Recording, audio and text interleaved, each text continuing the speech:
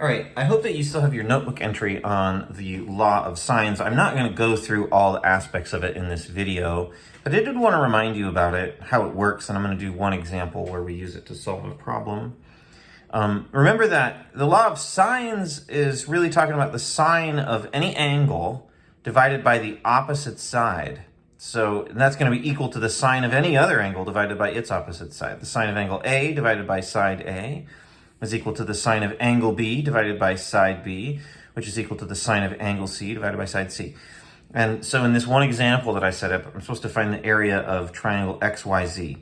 Now I can only use the law of sines if I know three parts and I'm looking for a fourth part, and I need to know some angles in a side or some sides in an angle. And in fact, it's actually really important that you know at least one side that's paired up with one angle. And this angle is not given to me. But luckily, the other two angles are, so that means I can use the triangle sum theorem to determine that angle. And if I'm thinking correctly here, 96 and 49 would be 145, which means that this angle would have to be 35 degrees. 96 and 49 is 145, yes. And so I was right. Hey, I did some math right. Okay, so I'm going to find the area of this triangle, and I have two options. I could use 1/2 times the base times the height. I could find the base here, but then I'd have to find the height still. There's this other shortcut, which is I can use SOHCAHTOA trigonometry to find the height.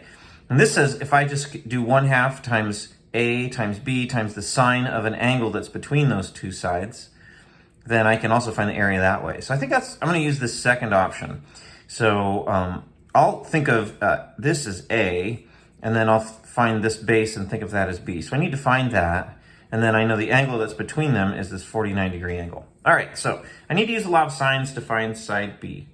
So the sine of an angle, so the sine of 35 divided by its opposite side is equal to the sine of any other angle. In this case, I'm going to use the 96 because it's opposite of the side I'm looking for, divided by its side. So that's my unknown, is that B. And now I'm just going to figure out the measurement of that B by doing the cross multiply. I can solve proportions by cross multiplying. So I get 8 times the sine of 96, and I'll set that equal to whatever B is times the sine of 35. And then I can just divide by the sine of 35. And so now I know that that side that I'm looking for is 8 sine 96 divided by sine 35. Let's consult the calculator. 8 sine 96 divided by the sine of 35. So that's let's call it 13.9 units, centimeters, I guess, 13.9 centimeters. Okay, but the problem actually asked me to find the area. So now I'm going to use that along with this 1/2 AB sine C thing to find the area.